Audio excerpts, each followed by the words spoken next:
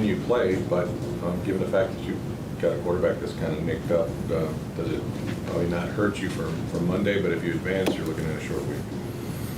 Well, either way, you know, it's the playoffs. It's going to be tough. We can use the extra day right now. Next week, we probably don't need to. We're going to need a couple extra days, but you don't get to work it that way. We play who we play when we play, and we line up and go.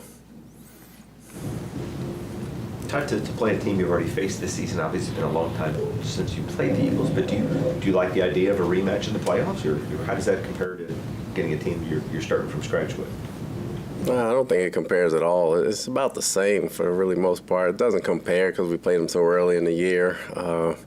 We were still growing. I'm sure they were still growing, and you know, playoff time is different. It's one and done. Everybody's nicked up. Everybody's hurt. It's just a matter of who makes the most mistakes. You guys were really rolling in terms of putting up points during that 4-game winning streak. The last 2 weeks have been a struggle. Have you been able to kind of pinpoint why you guys aren't getting more touchdowns on the board and just getting more points on the board in general?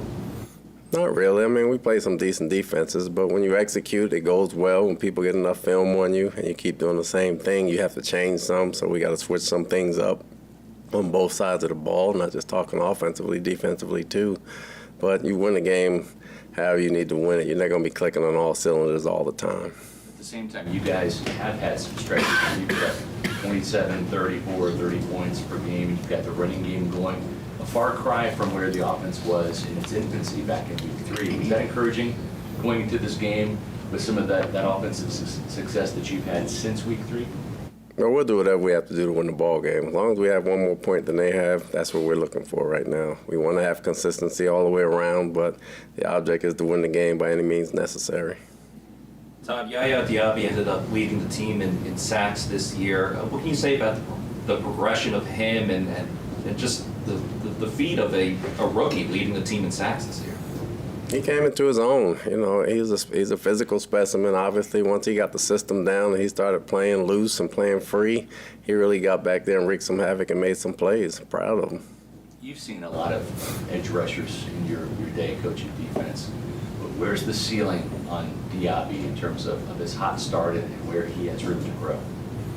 I mean, the ceiling's high, but obviously you got to put in your years. You got to stay healthy. You got to take care of your body. You got to do all that. I don't think that discussion should be made until he's way down further in his career. But we love the talent. We love the potential he has. But, you know, there's a lot that goes into it that has nothing to do with production. It has a lot to do with health. This team has gone back and forth between kind of leaning on the defense early, leaning on the offense in the middle of the year. How strong was it for the defense to step up the way they did to post a shutout Sunday? It was big. We needed it. You know, we needed it. We got a lot of guys back at the same time. They're starting to gel and play together, and, you know, it was big for us yesterday. We just got to continue it.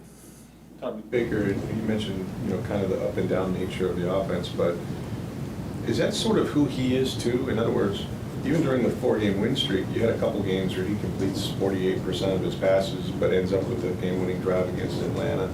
And then he has the perfect game, right, in Lambeau, another big game against Jacksonville, and then, you know, maybe injuries are taking a toll, I don't know. But do you have to kind of, just the way Baker is, he's a winner, but you're not going to have great statistical days every week? Well, you don't put it all on him. It's an offense as a whole. It's not one guy that's going to win or lose the game. You got to operate as a unit. It's 11 guys over there as well as the coaches. So it's not just Baker being up and down. It's the offense clicking and then not clicking. We just got to be consistent. Tristan Wirfs has been a guy that since day one has stepped in and been, you know, one of your aces, an all-pro caliber guy. To see him make strides as a leader this year, halftime speech against New Orleans, what he said after the game, are you proud of the way he's really becoming more vocal, taking more ownership, and really that offensive line is his now? I am. That's huge. You know, it's hard for a young guy to come, step up, and talk in front of a group, especially when a lot of guys are older than him. But for him to step up and take that step, and he speaks from the heart. Nothing he says comes out fake, so everybody listens when Tristan talks. He's got everybody's full attention, so that's big for him to come up this year. What do you make of what Chase Edmonds has been able to do as RB2 for this team? It just feels like when he's in the game, he provides a little bit of a spark sometimes when it's needed. Jake is quick in the hole. He has very good vision. He plays very fast. He's a good one-cut runner. He goes downhill. He can see things at full speed and make cuts one way or the other, and he gives us a spark. Jake Camarda has had a really good year overall, but there's been some inconsistency these last 2 weeks. He's not appeared on the injury report, but is he playing through something that may be nagging in nature, or is this just a little bit of a slump that he's been in? No, he just got to punt it better. When you look at the Eagles, what's the difference? And they've lost a bunch of games here of late. What's not happening that was happening when they were 10-1? Well, I haven't dove deep into them yet, but obviously they're a talented team. They've had some injuries over the past few weeks as well.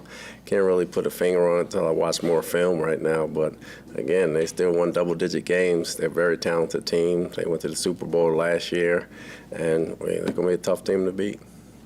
Todd, this is not exactly the most veteran-laden team like you had when Brady was here and JPP and all that, guys that had Super Bowl experience and plenty of playoff experience on an older Bucs roster. With so many rookies and young guys, how do you or your veteran leaders really get them to understand that this is different, that everything has to be ratcheted up in the playoffs, that what you were doing in the regular season, the intensity, it's got to elevate for you guys to keep advancing?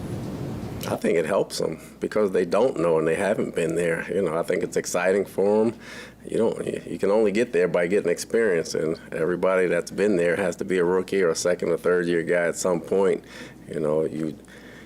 Some guys go through 8-9 years and don't get there. I know it took Levante a while to get there, but these guys, they don't have to change anything they're doing. They matured at the right time. They're playing fast. They're playing hard. It should be exciting for them, and I want them to enjoy it. Anytime there's a Philadelphia game, the topic comes up and you faced it. I think you may have stopped it once, but brotherly shove, right? The push, whatever they call it. How does the defense counter that? And how much of an advantage is that for Philadelphia that they have that play?